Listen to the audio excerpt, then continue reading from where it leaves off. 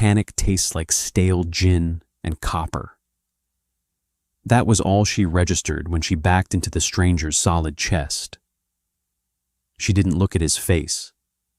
She didn't notice the bespoke Italian wool or the unnatural stillness of the men flanking him. She just grabbed his lapels, stood on her toes, and crashed her mouth against his. It was meant to be a desperate distraction. She didn't know the man she just used as a shield owned the city, or that he never let anything go. The bass from the jazz quartet thumped through the floorboards of the ocelot, vibrating up through Maeve's cheap heels. It was too hot. The air smelled of expensive cigars, spilled champagne, and the suffocating pressure of a trap closing. She shouldn't have come here. She knew that the second she saw Ricky by the cloakroom. Ricky wasn't a mastermind. He was a mid-level enforcer with a gambling problem, a bad temper, and an obsessive fixation on Maeve ever since she poured a hot Americano in his lap 3 weeks ago to stop him from dragging her out of the diner where she worked. He had spent the last 21 days making her life a quiet, creeping hell. Notes on her car, heavy breathing on the phone, and tonight he had cornered her in the one place she thought was too high-end for his kind of trash. She wove through the crowded lounge, her breath coming in shallow, jagged gasps.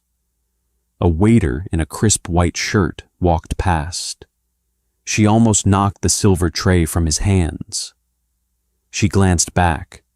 Ricky was pushing through a cluster of women in silk dresses, his eyes locked on her.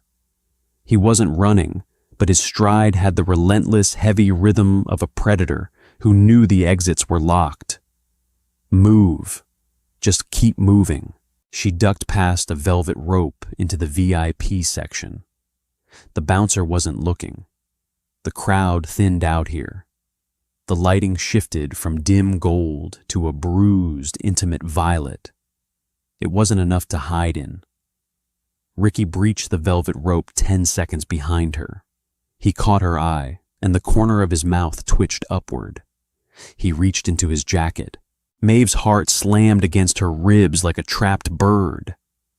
There were no side doors here, just leather booths, low glass tables, and men nursing amber liquor. Ricky was 15 feet away. 10. She needed a barrier. She needed a reason for him not to touch her. A man stood by the heavy oak bar, his back half turned to the room. He was tall, dressed in a dark, impeccably tailored suit that seemed to swallow the ambient light. He wasn't talking to anyone, though 2 large men stood a few paces away, their posture rigidly alert. Maeve didn't process the anomaly of his isolation. She only saw a body, a shield, 5 feet. Ricky's hand was coming out of his jacket. Maeve didn't think. Instinct, raw and thoughtless, took the wheel. She lunged forward, her hands closing over the lapels of the stranger's suit.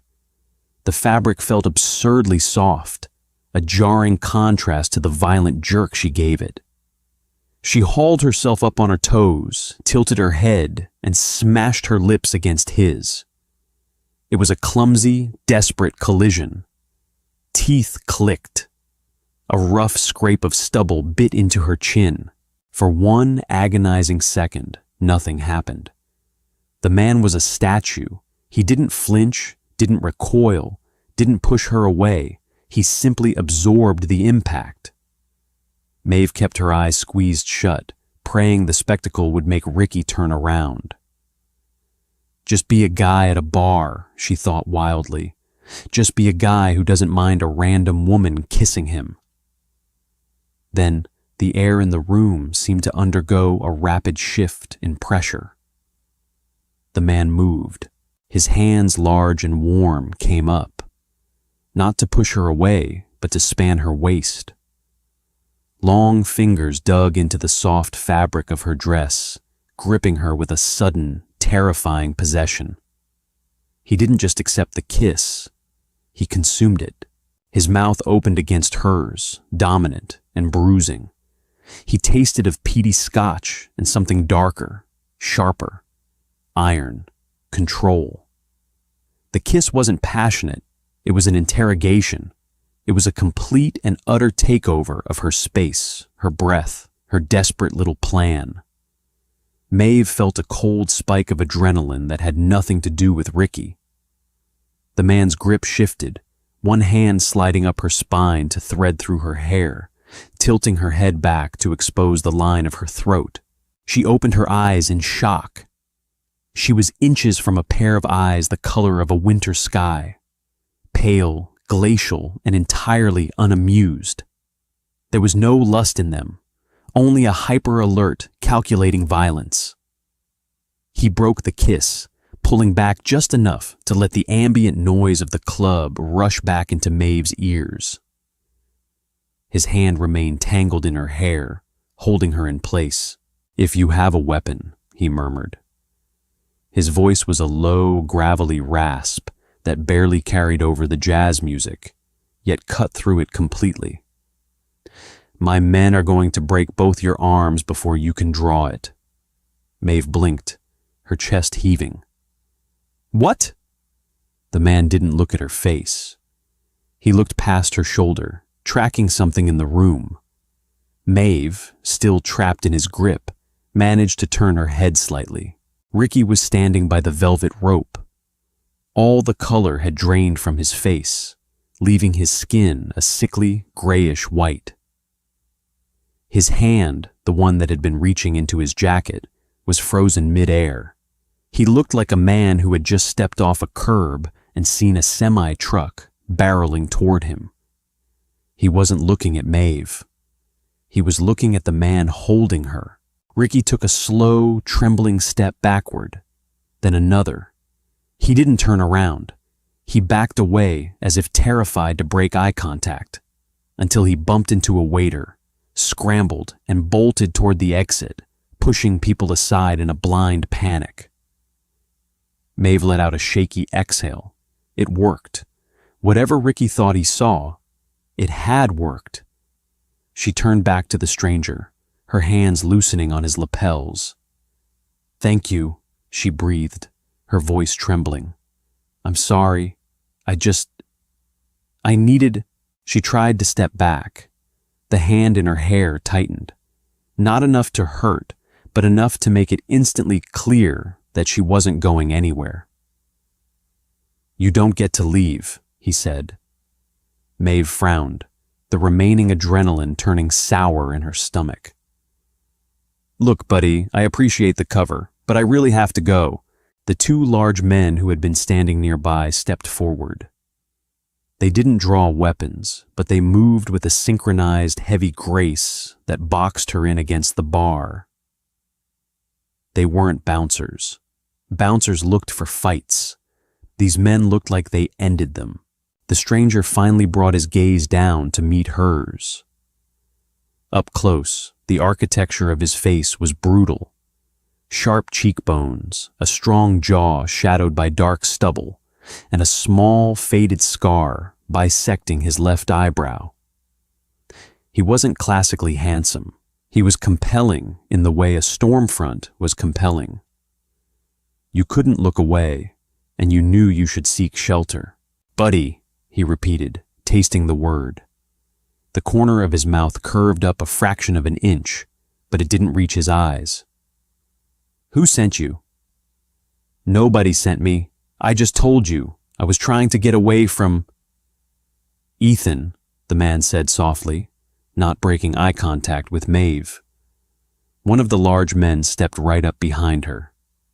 "Boss. Boss." The word dropped into Maeve's stomach like a lead weight. The bespoke suit, the isolation in a crowded room, the armed guards. Ricky's absolute pants-wetting terror.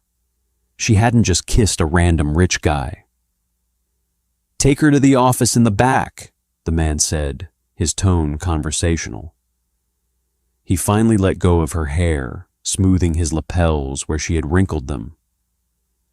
"We're going to have a little chat about personal space." The walk to the back of the ocelot felt like a march to the gallows.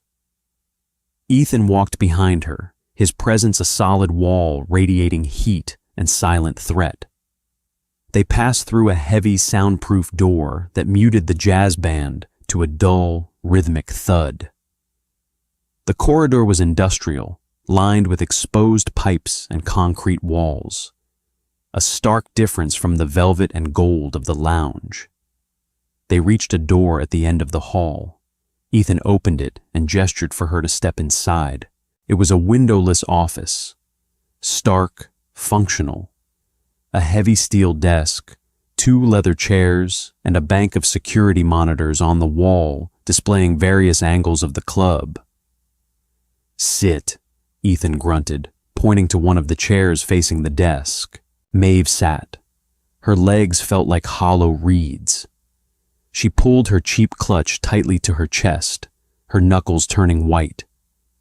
She tried to slow her breathing, to force her brain to process the reality of her situation. She had escaped a stalker by throwing herself into the arms of the Mafia. It was like jumping out of a frying pan and directly into a blast furnace. The door opened. The man walked in. He took his time. He didn't look at her immediately. He walked over to a small side table, poured himself a glass of water from a pitcher, and drank it. Every movement was deliberate, unhurried. He was letting her stew. He knew the silence was doing half the work of breaking her down. Finally, he set the glass down and walked behind the desk, leaning his hands flat on the steel surface. He loomed over her. "Let's try this again," he said. "Name." "Maeve," she said. Her voice cracked. She cleared her throat and tried again. "Maeve Gallagher." "Who do you work for, Maeve Gallagher?" "A diner, the Silver Spoon down on 4th, and I do freelance bookkeeping on the side." He stared at her. The silence stretched until it became a physical pressure in the room. Maeve refused to look away, though every instinct told her to drop her gaze. She was terrified, but she was also angry. Angry at Ricky. Angry at her own stupid luck. "You walked into a secure area, bypassed my security, and put your hands on me," he said, his voice dropping an octave. "You expect me to believe you serve eggs for a living?" "I didn't bypass your security," she shot back, the anger finally burning through the fear. "Your security is apparently terrible because I literally just walked under a velvet rope. I didn't even know who you were." Ethan shifted behind her.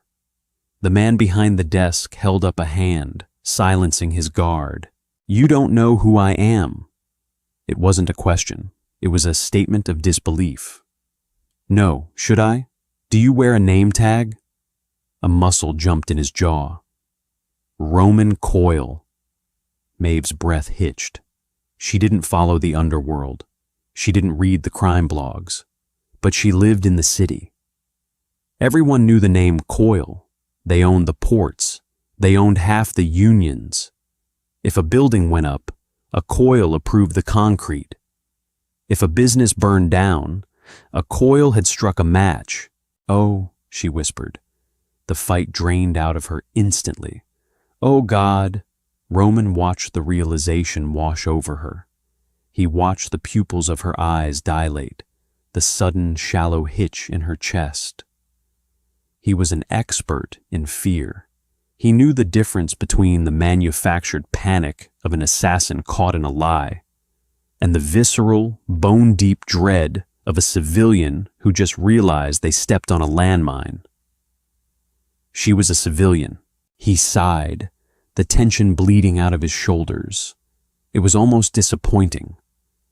"Dump the bag," he ordered. Maeve blinked. "What?" "The purse. Empty it on the desk." With shaking hands, Maeve unclasped her clutch and dumped the contents onto the cold steel. It was a pathetic display, a half-used tube of cherry chapstick. a ring of keys with a plastic daisy keychain, $7 in crumpled bills, a cracked smartphone, and a pepper spray canister. Roman picked up the pepper spray with 2 fingers. "Lethal," he deadpanned. "It's for him," Maeve said, her voice small. "The guy who was chasing me, Ricky." Roman dropped the canister. He picked up her phone. He didn't ask for the passcode. He just looked at the cracked screen, tapping it awake to see the lock screen, a picture of a scruffy terrier. "Who is Ricky?" Roman asked. "Just a guy, a bad guy. He comes into my diner. He owes money to some people, I think. He started following me.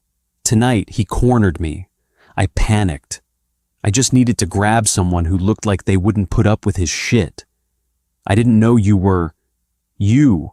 Roman stared at her. She looked exhausted. Her makeup was smudged beneath her eyes.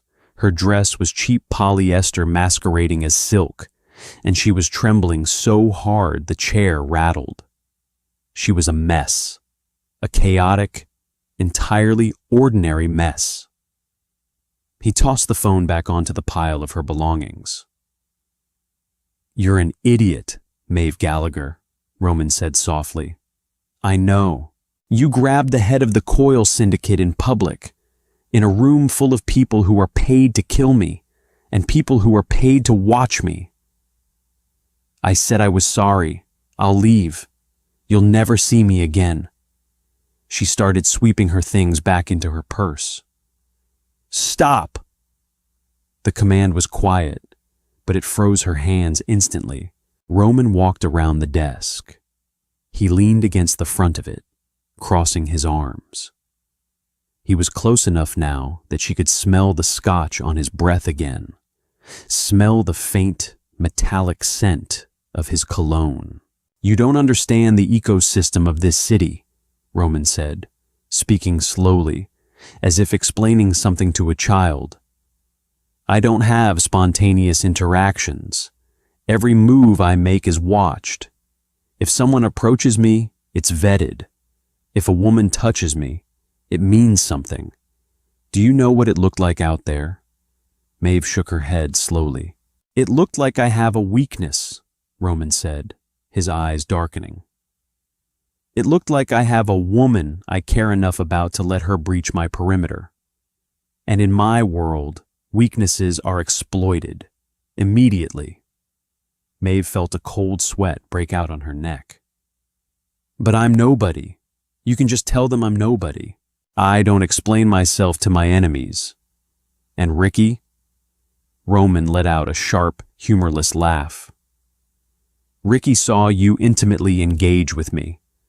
By tomorrow morning, every street-level thug in this city is going to think you belong to me. If Ricky owes money to the wrong people, those people are going to come looking for you, not to collect his debt, but to get leverage on me." The room seemed to tilt. Maeve gripped the armrests of her chair. "You're saying, by using you to get rid of a stalker, I made myself a target for the mob?" "Congratulations," Roman said deadpan. "You traded a rat for a pack of wolves." Maeve stared at him. The sheer absurdity of it threatened to bubble up into hysterical laughter, but she swallowed it down. This wasn't a movie. This man wasn't going to suddenly reveal a heart of gold. He was looking at her like a complex math problem he hadn't decided whether to solve or erase. "So what do I do?" she asked. The tremor in her voice was gone, replaced by a hollow, ringing exhaustion. "Do I run, pack my bags, and move to Ohio?" Roman tilted his head, studying her face. The panic was fading, giving way to a cynical resignation. He liked that. He detested weeping. "If you run, it confirms to my enemies that you're important to me, that I sent you away to protect you. They will find you in Ohio, Maeve. They will hurt you to see if I bleed." "I don't understand," she whispered. "Why do you care? Let them take me. Once they realize you don't give a damn about me, they'll let me go." Roman's expression hardened. The temperature in the room seemed to drop 10 degrees. "They won't let you go. They will torture you to make sure. And more importantly, I do not tolerate loose ends. My reputation relies on absolute control. You crashing into my chest was a public loss of control. I need to control the narrative." He stood up, walking back behind the desk. He pulled a slim, silver phone from his inside pocket and tapped a short message before setting it face down. "Here is the reality," Roman said, resting his hands on the desk again. "You owe me. You used my name, my presence, to save your own life tonight." "I didn't use your name. I didn't know You used me," he corrected sharply. "In my world, a life saved is a life owned until the ledger is balanced. You brought chaos to my doorstep. Now, you're going to help me clean it up." Maeve bristled. "How? By dying quietly so you don't look bad?" Roman's eyes flashed, a brief spark of amusement cutting through the ice. "No, by living very loudly." He sat down, lacing his fingers together. "The syndicate is currently unstable. My father passed away 6 months ago. The transition of power has been bloody. The rival families, the Russians, the local gangs, they are all waiting for me to show a crack. They think I am isolated. They think I am a machine. A machine can be broken." He leaned forward. "I have a public gala to attend in 3 days, a charity event. All the major players will be there. I need a distraction. I need something to humanize me, to throw them off balance. A new, volatile piece on the board." Maeve's stomach plummeted. "You want me to go with you?" "I want you to be my girlfriend," Roman said flatly. "Publicly, visibly, for the next 3 weeks." Maeve laughed. She couldn't help it. It was a short, bitter sound. "You're insane. You just told me that people will try to kill me if they think I belong to you. Now you want to put a neon sign over my head? If you are alone, in your cheap apartment, you are a target," Roman countered, his voice smooth and entirely devoid of doubt. "If you are with me, flanked by my men, living in my penthouse, you are untouchable. They won't strike at you if you are under my direct protection. It would be an act of open war, and none of them are ready for that yet. And after 3 weeks, by then, the internal politics will be settled. I will secure my borders.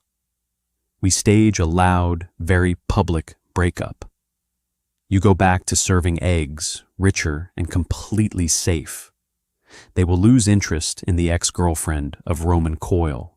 Maeve looked down at her hands. The cheap daisy keychain mocked her. Her life was small. It was difficult, and she was always behind on rent. But it was hers. Now she was sitting across from a man who casually offered to rewrite her reality because it suited his strategic needs. "What if I say no?" she asked quietly. Roman didn't blink.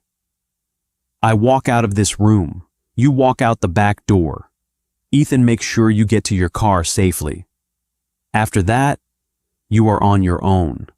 When Ricky's creditors or my rivals come knocking, you can try using your pepper spray." It wasn't a threat. It was a weather report. A statement of absolute unavoidable fact. Maeve looked at him. Really looked at him. The dark suit, the exhausted set of his shoulders, the ruthless intellect behind those pale eyes. He was offering a cage, but he was calling it a fortress. 3 weeks, she said. 21 days, Roman confirmed. I get my own room, a locked door. A suite. You won't see me unless we have an audience. Maeve swallowed hard, The metallic taste of fear was still in her mouth, but a different kind of survival instinct was taking over. "Fine," Maeve said, her voice steadying. "I'll be your distraction, but you pay off my car loan." Roman raised an eyebrow. For the first time all night, genuine surprise flickered across his face. Then a slow, dark smirk ghosted over his lips. "Done. Ethan will collect your things from your apartment tomorrow. You're coming with me tonight." Roman stood up, buttoning his jacket. The negotiation was over. The trap had closed. But as Maeve stood up to follow him out into the dark, she realized she wasn't just the prey anymore. She had just become part of the machinery. Morning in Roman Coyle's penthouse didn't break. It bled in through soundproof floor-to-ceiling glass. Maeve woke up to a silence so absolute it made her ears ring. She lay still, staring at a ceiling that looked like brushed concrete. The sheets beneath her felt like cool water, high thread count Egyptian cotton. They were suffocating. She missed the scratch of her polyester blend, the familiar squeak of her sagging mattress, the muffled sounds of the garbage trucks down in the alley. Here, 70 floors above the street, the world didn't exist. She sat up. Her cheap clothes from last night had been folded and placed on a velvet armchair. Next to them sat a stack of 3 bruised, taped-up cardboard boxes. Ethan had been busy, her entire life reduced to corrugated cardboard and left on thick Persian rug. She dressed quickly in her old jeans and an oversized sweater, feeling entirely out of place as she navigated the massive suite. She opened the bedroom door, half expecting it to be locked from the outside. It wasn't. The hallway led to a sprawling open-concept living space. Everything was slate, steel, and dark leather.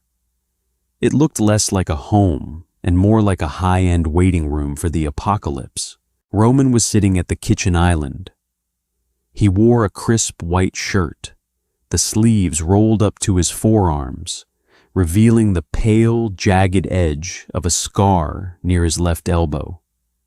He was reading from a tablet, a cup of black coffee steaming next to his hand. He didn't look up when her bare feet padded onto the hardwood. "Ethan cleared your apartment," Roman said. His voice was a flat baritone, scraped clean of last night's tension. "The lease is terminated. The landlord was compensated for the sudden vacancy. Your car loan was wired in full at 6 a.m. Maeve stopped at the edge of the kitchen. "You didn't have to break my lease. I need somewhere to go in 3 weeks. You couldn't go back there anyway." Roman finally looked up. In the harsh morning light, the exhaustion around his eyes was visible. He looked like a man who hadn't slept a full night in a decade. "Ricky's bookie paid a visit to your building at 3 in the morning. They kicked your door in. Finding it empty was the best possible outcome for you." A cold spike of nausea hit Maeve's stomach. She gripped the back of a leather bar stool. "He actually sent people. I told you he would." Roman turned his tablet off and slid a manila folder across the smooth marble counter. "Sit down. We have work to do." Maeve climbed onto the stool, her hands trembling slightly as she pulled the folder toward her. "What is this?" "Our history," Roman said, taking a slow sip of his coffee. "If we are going to sell a lie to people who kill for a living, we need to know the lines. Memorize it." She opened the folder. Inside were typed pages, a timeline, and photographs. "We met 6 months ago," Roman narrated, his tone clinical. "At a private gallery opening in the West End. You were catering. You spilled champagne on my shoes. I yelled at you. You didn't back down. I found it amusing. I asked for your number." Maeve looked up, frowning. "That's cliché, and I wouldn't cater a gallery opening. I work at a diner that smells like old grease, which is exactly why you were catering on the side, to make extra money. Roman leaned forward, resting his elbows on the marble. It works because it's believable. It plays into the narrative of the untouchable boss slumming it with a civilian because she has a sharp tongue.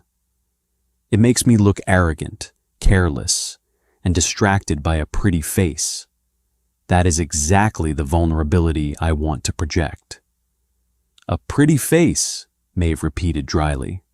Don't flatter yourself. A fraction of a smile tugged at the corner of his mouth, gone before it fully formed. It's in the script, Maeve. Stick to it. My associates know I don't date women from our world. The women in my circle are strategic alliances. Bringing a nobody to the gala sends a very specific message to the other families. Roman Coyle is acting on emotion. He is losing focus. Maeve stared at the timeline. According to this, they had been seeing each other in secret for half a year. Secret dinners, late-night car rides.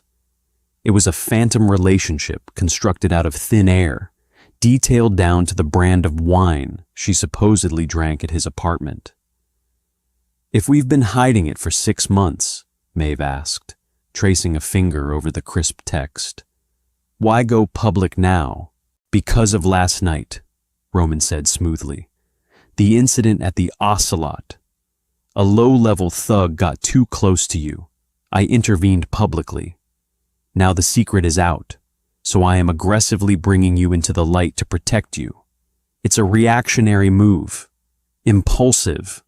Exactly what my father warned me never to do. Maeve closed the folder. She looked at the man sitting across from her. He was calculating the trajectory of his own perceived downfall just to draw his enemies out into the open. It was brilliant. It was also terrifying. You're using me as bait, she said, quietly. I'm using you as camouflage, Roman corrected. There is a difference. Bait gets eaten. Camouflage just blends in until the sniper takes the shot. He stood up, carrying his mug to the sink. A tailor is coming at noon. You need to look the part by Friday. I have a dress, Maeve lied defensively. Roman paused, looking over his shoulder. His gaze swept over her faded sweater and jeans. I'm sure you do, but the women you will be standing next to are wearing the GDP of a small country. You aren't dressing for a party, Maeve. You are dressing for a war. The tailor's name was Beatrice. She was a severe woman in her 60s with a tape measure draped around her neck like a stethoscope and eyes that missed absolutely nothing. She arrived with 3 assistants and 4 rolling racks of clothing wrapped in opaque black plastic. They converted the guest dining room into a fitting area. For 3 hours, Maeve was pinned, prodded, zipped, and critiqued. Too much collarbone, Beatrice muttered in heavily accented Italian, yanking a seafoam green silk dress off Maeve's shoulders. You look frail. We do not want frail. We want formidable. Next. An assistant shoved a crimson velvet gown into Maeve's hands. Maeve hated it all. She hated the feeling of being molded into something she wasn't. The fabrics were heavy, structured, designed to constrain and display rather than comfort. She stood on a small pedestal in front of a floor-to-ceiling mirror, staring at a stranger. The door to the dining room clicked open. Roman stepped inside. He was off the phone for the first time all day, his dark suit swapped out for charcoal slacks and a black button-down, the collar unfastened. The air in the room shifted immediately. Beatrice stopped talking. The assistant stepped back, lowering their eyes. Maeve felt her spine stiffen. Roman walked slowly around the pedestal, his pale eyes tracking over the deep V-neck of the black sequined dress Maeve was currently wearing. He didn't look at her like a man looking at a woman. He looked at her like a jeweler inspecting a flawed diamond. "No," Roman said. Beatrice nodded quickly. "I agree, Mr. Coyle. It is too predictable." "It's a funeral dress," Maeve snapped, crossing her arms over her chest. "And it weighs 20 pounds. Roman ignored her complaint. He walked over to the furthest rack, pushing aside several garment bags before stopping. He pulled out a hanger. "This one," he said, handing it to Beatrice. 10 minutes later, Maeve stood back on the pedestal. The dress was a midnight blue, so dark it almost swallowed the light. It wasn't flashy. There were no sequins, no velvet, no plunging neckline. It was a heavy structured silk that clung to her waist and fell in severe, elegant lines to the floor. It had a high neck, long sleeves, and a back that plunged dangerously low, entirely exposing her spine. It felt like wearing a second skin made of liquid metal. Roman stood a few feet away, silent. He stared at her reflection in the mirror. "Better," he finally said. "I can't wear a bra with this," Maeve pointed out flatly, "and I feel like I'm going to snap if I bend over." "You won't need to bend over," Roman replied. He stepped onto the pedestal behind her. Maeve went perfectly still. His chest was inches from her exposed back. She could feel the heat radiating from him, could smell the sharp, clean scent of bergamot and expensive soap.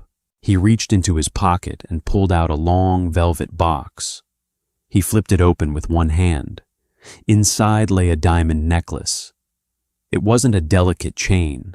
It was a heavy, intricate collar of stones that looked like crushed ice. "Hair up," he ordered softly. Maeve swallowed hard. She gathered her messy hair, lifting it off her neck. Roman stepped closer. His dress shoes clicked against the wood of the pedestal. He draped the heavy necklace around her throat. The platinum setting was freezing against her skin, a sharp shock that made her gasp quietly. His large hands brushed against the nape of her neck as he fastened the clasp. His knuckles were rough, calloused. The contrast between the cold, flawless diamonds and the hard, violent reality of the man securing them sent a violent shiver down her spine. He didn't step back immediately. His hands lingered, hovering just millimeters from her bare skin. "At the gala," Roman said, his voice dropping to a low murmur meant only for her, "you stay by my left side, always my left. My right hand needs to be free." Maeve met his eyes in the mirror. They were glacial, fixed intensely on her reflection. "Who is going to be there?" she asked, her voice tight. "Everyone," he said, "but you only need to worry about Leo Donati. He controls the southern docks. He's ambitious. He's loud. And he is the one who thinks I am the most vulnerable." "What will he do?" Roman finally stepped back, the loss of his body heat leaving Maeve strangely cold. "He will test you. He will try to find the cracks in the story. He will try to see if you flinch." Maeve lowered her arms, her hair falling back to frame her face. She looked at herself in the mirror. The cheap diner waitress was gone. In her place was a woman wearing armor. "I've handled Saturday night drunks refusing to pay their tabs," Maeve said, turning to face him. "I don't flinch." Roman studied her jawline, the cynical defiance in her eyes. For a brief second, he looked genuinely intrigued. "We'll see," he said. The charity gala was held at the St. Regis, a sprawling monument to old money and quiet power. The ride there in the back of the armored SUV had been suffocatingly silent. Ethan drove, the partition up. Roman sat beside Maeve, staring out the tinted window, his posture rigidly straight. He wore a bespoke tuxedo that seemed to absorb the streetlights. He was a coiled spring. As the car pulled into the circular driveway of the hotel, Roman turned to her. "The moment that door opens," Roman said, his voice stripped of all emotion, "you are mine. You look at me like I am the only thing keeping you breathing. Do you understand?" Maeve gripped her small clutch. "Yes." Ethan opened the door. The roar of the city rushed in, accompanied by the blinding, strobing flash of paparazzi cameras. The society pages loved the coils, even if they pretended not to know where the money came from. Roman stepped out first. He turned, offering his hand. Maeve took a breath, letting the diner waitress die in the back of the SUV, and stepped out. Roman's hand closed over hers, his grip tight and possessive. He pulled her close against his side, his arm wrapping around her waist. The heavy silk of her dress crushed against his tuxedo. "Smile," he murmured against her temple. Maeve smiled. It felt like her face would crack, but she held it. They walked up the red carpet, a united front of devastating wealth and unspoken threat. Roman didn't wave to the cameras. He didn't stop for questions. He navigated the chaos with the bored arrogance of a king walking through his hounds. Inside the ballroom, the air smelled of orchids and truffles. A string quartet played in the corner, barely audible over the low, wealthy hum of conversation. The room was a sea of silk, diamonds, and tailored wool. And the moment Roman and Maeve stepped through the gilded doors, the sea parted. Conversations died. Eyes turned. Maeve could feel the weight of 100 stares hitting her at once. They weren't admiring her dress. They were dissecting her, calculating her worth, her purpose, her lifespan. "Don't look down," Roman ordered quietly, picking 2 flutes of champagne off a passing tray. He handed her one. "Look bored." They moved through the crowd. Men in expensive suits nodded to Roman, their smiles tight, their eyes lingering too long on Maeve. Roman introduced her simply.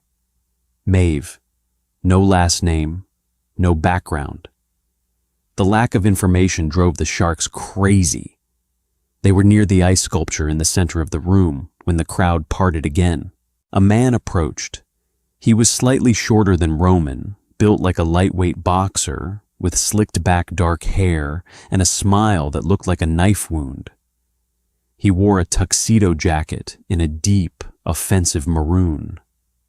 Roman's hand tightened fractionally on Maeve's waist. "Roman," the man said, throwing his arms open in a gesture of exaggerated warmth. "I was beginning to think you were going to mourn in your ivory tower forever. Good to see you out." "Leo," Roman replied. His voice was perfectly level, but the temperature in the immediate vicinity seemed to drop. "The invitation said a charity event, not a circus. I see you brought the tent." Roman glanced pointedly at Leo's maroon jacket. A few men standing nearby chuckled nervously. Leo's smile tightened, his dark eyes flashing. He recovered quickly, shifting his attention entirely to Maeve. "And who is this?" Leo purred, stepping too close. He didn't look at her face. He looked at the diamonds at her throat, then down the lines of the midnight blue dress. "You didn't mention you were bringing a stray, Roman. Usually you prefer your companions with a bit more pedigree." The insult was designed to humiliate her, to make Roman look like he had made a poor, emotional choice. It was a test. Roman didn't say a word. He just took a sip of his champagne, waiting. Maeve felt the familiar, hot prickle of anger. It was the same anger she felt when a customer snapped their fingers at her, or when Ricky left his heavy-breathing voicemails. She didn't shrink back. She didn't look at Roman for help. She took a slow sip of her own champagne, letting the silence stretch just long enough to make it insulting. Then she looked Leo dead in the eye. "Pedigree is for dogs, Mr. Donati," Maeve said, her voice smooth, projecting clearly over the string quartet. "And from where I'm standing, it seems you're the only one barking." Complete suffocating silence fell over their small circle. Leo's eyes widened, the knife-wound smile vanishing completely. A muscle ticked violently in his jaw. He looked at Maeve, then snapped his gaze to Roman, waiting for the apology, waiting for the boss to put his woman in her place. Roman slowly lowered his glass. He didn't look angry. He looked incredibly, dangerously amused. Roman reached out, casually tucking a stray lock of hair behind Maeve's ear, a deeply intimate gesture that screamed ownership. He kept his eyes on Leo. "Excuse us, Leo," Roman said softly, the gravel in his voice acting like sandpaper against glass. "My stray is getting bored of the conversation." He didn't wait for a response. Roman turned, guiding Maeve away with a firm hand on the small of her bare back, leaving Leo Donati standing rigid by the ice sculpture, his face mottled with dark, humiliated fury. As they walked away, Roman leaned down, his breath warm against her ear. "That," he whispered, the cynical edge of his voice entirely gone, replaced by something dark and approving, "was a very dangerous thing to do, Maeve Gallagher." "I told you," she whispered back, her heart hammering against her ribs. "I don't flinch." The ride back to the penthouse was a vacuum. The partition in the SUV was raised. The city slipped past the tinted glass in streaks of neon and sodium orange, a blurred, silent movie. Roman sat in the far corner of the leather bench. He hadn't spoken since they walked out of the St. Regis. He was staring at her. It wasn't the calculating, clinical assessment from the dining room earlier. It was a heavy, hooded scrutiny that made the air in the back of the car feel dense and unbreathable. Maeve looked down at her hands. They were shaking. The adrenaline from the encounter with Leo Donati was finally metabolizing, leaving behind a cold, hollow nausea. She had insulted a mafia boss in a room full of killers. She had practically painted a target on her own back just to match Roman's arrogance. "You're shaking," Roman stated. The gravel in his voice scraped against the quiet. "I'm freezing," Maeve lied. Roman didn't argue. He reached out, his hand wrapping around her wrist. His fingers were hot. He pulled her gently but firmly across the leather seat until she was sitting in the center, pressed against his side. He unbuttoned his tuxedo jacket and draped one side of it over her bare shoulders, boxing her into his heat. "Leo is going to retaliate," Roman said, his gaze shifting back to the window. "Not tonight. Tonight he has to go drink and figure out how to repair the damage you did to his ego in front of the capos. But he will test the boundary. Soon." "Did I ruin the plan?" Maeve asked, her voice quiet. "You accelerated it." Roman shifted, his arm coming to rest on the seat behind her neck. "The narrative was supposed to be that you were a weakness, a civilian I was too distracted to protect. Instead, you bared your teeth.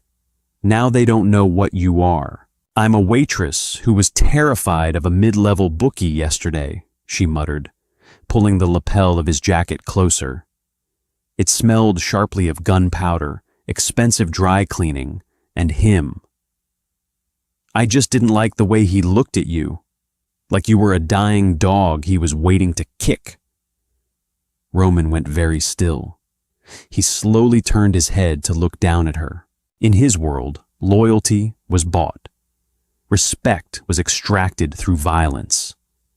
People stood by his side because it was profitable or because it was safe.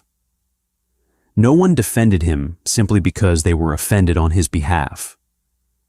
No one outside of his father had ever looked at an enemy and decided to draw fire away from Roman just to spare his pride. "Don't do that," Roman warned softly. The command lacked its usual bite. "Do what?" "Don't start treating me like a man, Maeve. Treat me like the cage. It's safer for you." The SUV descended into the private underground parking garage of his building. The heavy steel doors rolled down behind them, sealing them back in the fortress. Upstairs, the penthouse was dim and silent. Maeve kicked off her heels the second the elevator doors opened, groaning as the tension released from her arches. Roman walked directly to the wet bar. He poured 2 fingers of Lagavulin into a crystal glass and drank it neat in one swallow. He poured a second, walked over to where Maeve was standing by the floor-to-ceiling windows and handed it to her. "Drink," he ordered. "It'll stop the shaking." She took it. The scotch burned a fiery trail down her throat, but the warmth it left behind was immediate. She turned her back to the glass, looking at Roman. He had shed his jacket and tie. The top 2 buttons of his shirt were undone. He looked exhausted, the sharp angles of his face cast in stark shadow by the single lamp illuminating the living room. "Take the necklace off," he said, his voice dropping to a low, rough pitch. "Before you scratch it." Maeve reached up to the clasp at the nape of her neck. Her fingers were clumsy, still humming with residual adrenaline. She fumbled with the heavy platinum catch, unable to depress the tiny mechanism. She tried again, a spark of frustrated panic flaring in her chest. Everything was too tight. The dress, the diamonds, the lies. "I can't," she whispered, her arms dropping heavily to her sides. "It's stuck." Roman set his glass down on a side table. He closed the distance between them in 3 long strides. He didn't ask for permission. He stepped into her space, his chest mere inches from hers, and reached around her neck. Maeve froze. The heat of his body was a physical weight. She stared straight ahead, her eyes level with the unbuttoned collar of his shirt. She could see the steady, slow pulse beating at the base of his throat. His fingers brushed against the sensitive skin of her nape. He didn't just unfasten the clasp. He took his time. His knuckles grazed her spine. The heavy diamond collar loosened, the cold weight lifting from her collarbones. But Roman didn't step back. He held the necklace in one hand, while his other hand flattened against the bare skin of her back. His palm was rough, calloused, and warm. He pressed lightly, urging her a fraction of an inch closer until the heavy silk of her dress brushed against his trousers. "You did perfectly tonight," Roman murmured, his breath stirring the loose hair near her ear. "Too perfectly. You made me look like I have something worth killing for." Maeve looked up. His pale, glacial eyes were entirely dark now, the pupils blown wide. The clinical distance was gone. He wasn't looking at an asset. "Roman," she breathed. It was the first time she had used his first name without it sounding like a weapon. His hand slid up her back, his thumb tracing the ridge of her spine until his fingers tangled in the hair at the base of her neck. It was the exact same grip he had used in the club 3 nights ago, but this time there was no threat, only a heavy, suffocating possession. 21 days, Roman whispered, his gaze dropping to her mouth. That was the deal. He didn't kiss her. He stepped back so abruptly, the sudden rush of cool air made Maeve gasp. He turned, walked to the bar, and grabbed the bottle of Lagavulin. "Go to sleep, Maeve. The real work starts tomorrow." Day 14. The psychological toll of the penthouse was worse than the fear. The golden cage had shrunk. Maeve had spent 2 weeks doing exactly what she was told, She attended 2 more public dinners, a charity auction, and a private gallery viewing. She wore the clothes Beatrice provided. She smiled. She held Roman's arm. She played the part of the smitten, untouchable woman who had somehow tamed the monster of the Coil Syndicate. But behind closed doors, the silence between them was deafening. Roman was a ghost. He worked erratic hours, taking meetings in his study with men who looked like they broke bones for a living. When he and Maeve were in the same room, the air hummed with a violent, unacknowledged electricity. He watched her constantly. He never touched her again. By the 14th morning, Maeve was crawling out of her skin. "I need air," she told Roman over coffee. "Real air, not filtered air conditioning 70 floors up." Roman didn't look up from his tablet. "No." "I am going insane in here," she snapped, slamming her mug down on the marble island. "I am a waitress, Roman. I walk 8 miles a day on a diner floor. I can't sit on a velvet sofa and stare at the skyline anymore. If I don't get out of this apartment, I am going to walk out on the balcony and start throwing crystal glasses at pedestrians." He finally looked up. He studied the tight, frantic set of her jaw. "Ethan goes with you. You take the armored car. You go to the boutique district. You stay indoors, 1 hour." An hour later, Maeve was walking through the hushed, carpeted aisles of a high-end department store on 5th Avenue. It smelled of gardenias and wealth. Ethan walked 5 paces behind her, a massive, silent shadow in a tailored suit. 2 other men, plainclothes guards Maeve had come to recognize, flanked the store's exits.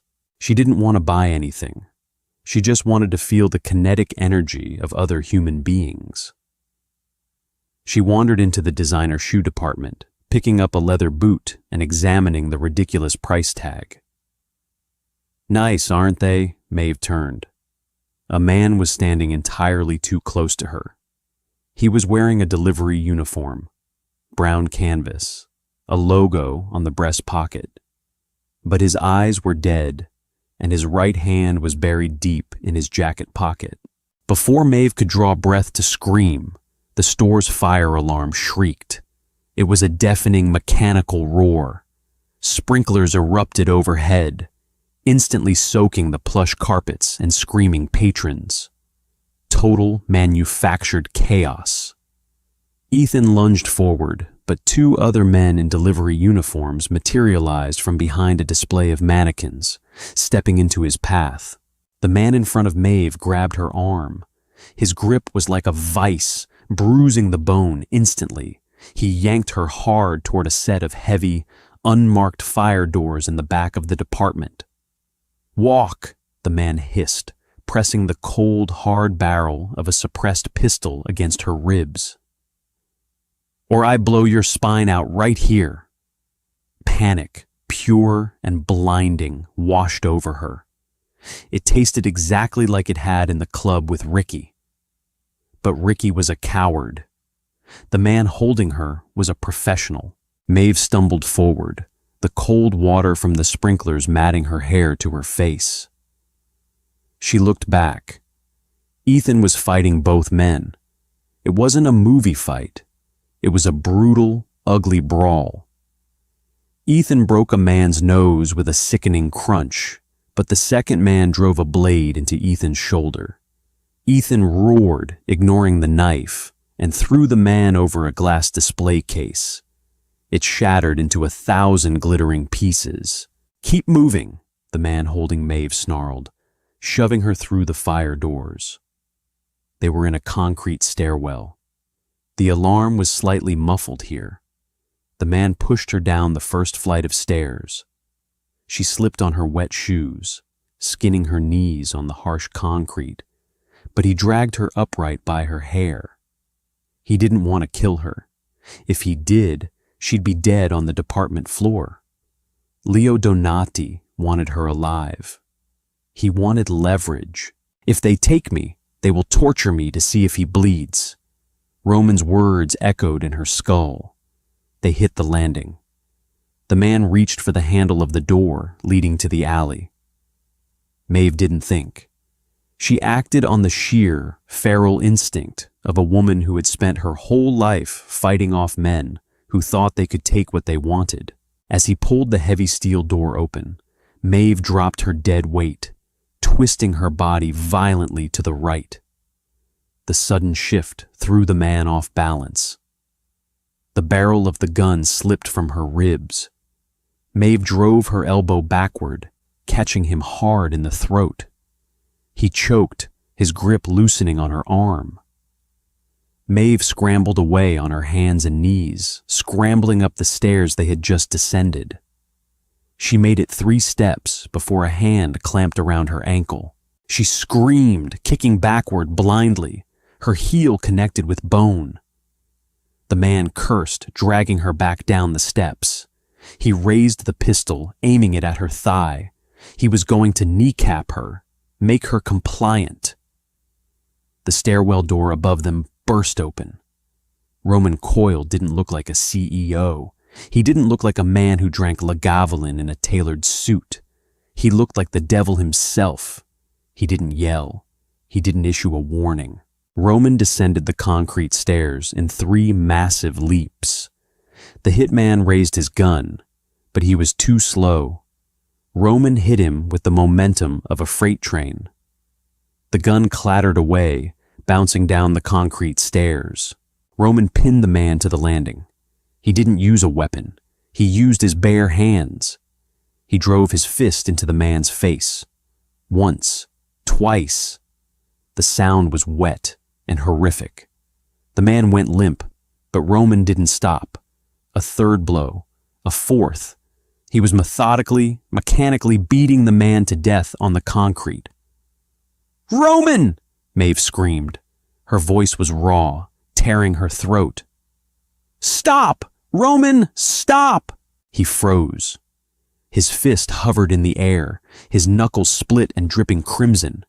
He was breathing heavily, his chest heaving. Slowly, he turned his head to look at her. His eyes were terrifying. The pale blue was entirely swallowed by a black, violent rage. He looked at Maeve, crouched on the stairs, drenched in sprinkler water, her knees bleeding, trembling violently. The rage broke. Roman dropped the unconscious man. He moved up the stairs to Maeve, falling to his knees in front of her.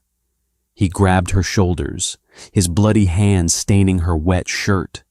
He patted her down with frantic, uncoordinated movements, checking her ribs, her arms, her neck. "Are you hit?" he demanded, his voice entirely wrecked. "Did he shoot you? Tell me if you're hit." "No," Maeve sobbed, the adrenaline finally breaking, leaving her shattered. "I'm not shot. I'm okay." Roman pulled her against his chest. He buried his face in her wet hair. His arms wrapped around her so tightly she could barely breathe, but she didn't care. She clung to him, gripping the wet, ruined fabric of his shirt. He was shaking. The untouchable, glacial king of the city was shaking violently against her. "I've got you," Roman breathed, a feral, desperate promise. "I've got you. They will all burn for this. Every single one of them." Day 15. Maeve sat on the velvet sofa in the penthouse. She was wearing one of Roman's dry sweatshirts, her knees bandaged. The apartment was dead quiet. Roman had brought her back, handed her off to the building's private physician, and then he had left. He took Ethan, who had survived the knife wound, and 10 other men heavily armed with automatic weapons. They had been gone for 12 hours. The news had been playing on mute on the massive television. A fire at a warehouse on the southern docks. A shootout at a private social club in Little Italy. The city was bleeding, and Roman was holding the knife. At 3 in the morning, the heavy front door finally clicked open. Maeve stood up quickly. Roman walked in. He looked like a casualty of war. His white shirt was unbuttoned and smeared with soot and dark, dried blood that didn't look like his own. His face was pale, his eyes hollowed out with exhaustion. He tossed his jacket onto a chair and walked slowly into the living room. He stopped a few feet from her. He didn't look triumphant. He looked empty. "It's done," Roman said. His voice was a flat, dead rasp. "Leo Donati is dead. His lieutenants are dead or have surrendered their territory. The other families have formally recognized the Coil Syndicate's borders. There will be no more tests." Maeve wrapped her arms around her waist. The monster had won. "And the threat to me? Gone," Roman said, finally looking her in the eyes. "They know you were the bait that dragged Leo out into the open. They know touching you means total, scorched earth war. You are no longer leverage. You are radioactive." He walked over to the console table and picked up a thick manila envelope. He held it out to her. "Your 21 days are cut short," he said smoothly, slipping back into the calculated, dead-eyed persona she had met in the club. "There is $2 million in an offshore account in your name. New ID, clean passport, keys to a property in upstate New York. It's untraceable. You can leave tonight. The driver is downstairs." Maeve stared at the envelope. It was the out. It was safety, wealth, and freedom from the terrifying gravity of this world. She looked from the envelope to Roman's face. He was holding it out, but his jaw was clenched so tight the muscle fluttered. His eyes, though trying to remain impassive, tracked her every micro-expression. He was a man who commanded thousands, holding his breath for the decision of a diner waitress. "Treat me like the cage," he had said. "It's safer for you." Maeve didn't take the envelope. She took a step forward. "You told me, the night we met, that you never do anything spontaneously, that every move you make is calculated." "It is," Roman said rigidly. "Then explain the stairwell," Maeve challenged, taking another step. She was close enough to smell the copper and smoke on his skin. "Explain why the man who controls his empire like a chessboard lost his mind and beat a man to death with his bare hands because someone touched me." Roman's hand dropped to his side, the envelope brushing his thigh. "I was protecting an asset." "Liar," Maeve whispered. She didn't wait for him to step forward. Just like the night in the ocelot, Maeve closed the distance. But this time, she wasn't running from a stalker, and she wasn't looking for a shield. She knew exactly what she was grabbing. She reached up, her hand sliding over his blood-stained shirt to grip his lapels. She pulled him down. Roman dropped the envelope. It hit the hardwood floor with a heavy thud. His hands came up instantly, finding her waist, pulling her flush against his chest. The kiss wasn't a desperate collision this time. It was a violent surrender. Roman took her mouth with a starved, punishing intensity, his tongue sweeping past her teeth, tasting of scotch and iron. All the rigid, glacial control shattered completely. He walked her backward until her spine hit the wall, pinning her there with his hips, his large hands sinking into her hair, holding her face exactly where he wanted it. Maeve wrapped her arms around his neck, kissing him back just as fiercely. She tasted the darkness in him, the ruthless violence that kept him alive, and she didn't care. The world outside the penthouse could burn. Roman broke the kiss, resting his forehead against hers. Both of them were breathing raggedly. "If you stay," Roman rasped, his thumbs tracing the frantic pulse at her jawline, "you never leave. The contract is over. This isn't a game anymore, Maeve. You are mine." Maeve looked up into the pale, winter sky eyes of the most dangerous man in the city. The diner, the debt, the ordinary life. It all felt like a dream she had already forgotten. "I'm not going anywhere," she whispered. Roman's eyes darkened. He hauled her up into his arms, carrying her away from the fallen envelope, away from the blood and the city, and deep into the quiet dark of the cage they had built together. And that is how a desperate kiss turned into a deadly, unbreakable bond. Maeve thought she was using Roman as a shield, but she ended up becoming his reigning queen. If you loved this gritty, slow-burn mafia romance and the explosive tension between Maeve and Roman, hit that like button, share this story with your book-obsessed friends, and subscribe to the channel for more deeply emotional, high-stakes drama. What was your favorite moment between them? Let me know in the comments below. And stay tuned for our next thrilling original story.